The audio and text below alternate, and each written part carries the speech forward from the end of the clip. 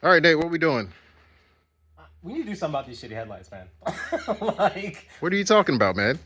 this. See this? You got some like brake fluid that got on here. They're nice and yellow. Got the bugs on them and everything. You know, like these are candles, man. Like these candles, I can't do this no more. All right. Can't do it. All right. Can't do it. So what'd you bring? Well, brought you some actual JDM headlights. So what I did is they have actually been fully polished, cleaned.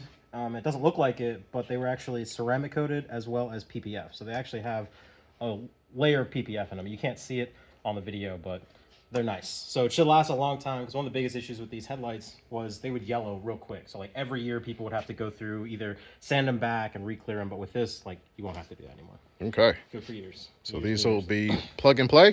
Yep, plug and play. So these are actually not HID anymore.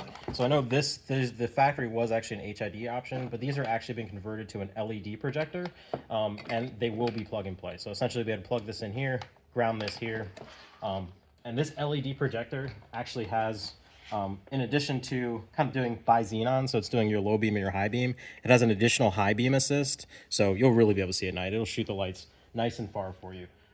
Also did an upgrade for the high beam. So the high beam bulb, you can change it from what it is to a 9011, and that even gives you even more light.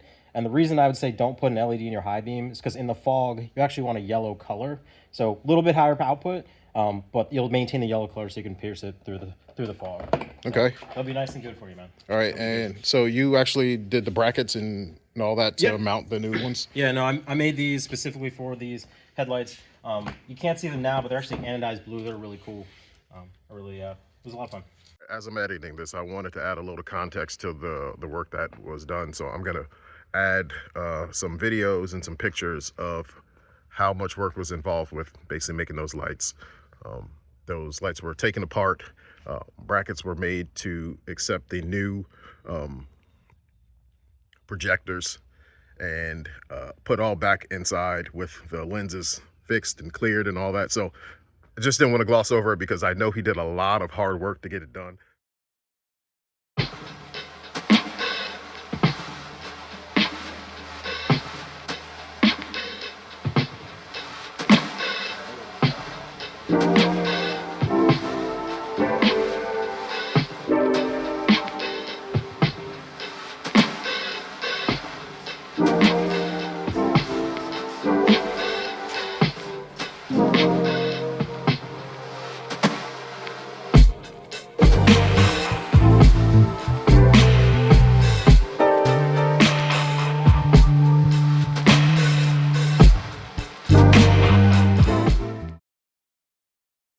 Looks like you got robbed.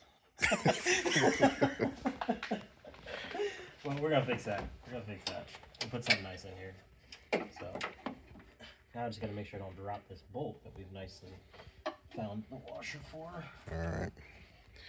All right, so this is where we started today. Jermaine, absolutely shameful. This can't be seen with these. Can't be seen with these. And you know where we got today? Here's where we're at. New hotness. Yeah. Old and busted. New hotness. No, they're really good though. Here, I'm gonna cut them on. Is a key in it? Should be. Probably have to turn it on.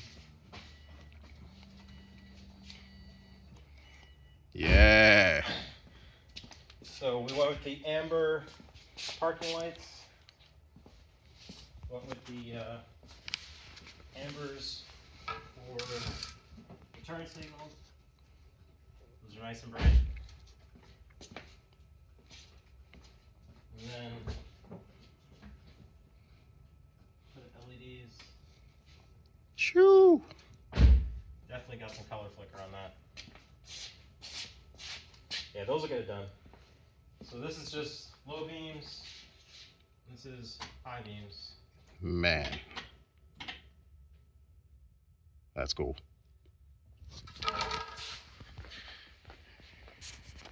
Sounds funky. Here.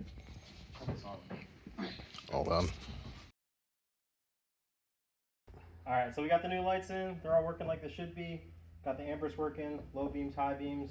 So it's a bi-xenon setup. And you'll be good to go, man, for a long time to come. Fantastic. Thank you, man. Yeah. I highly appreciate it. Of course.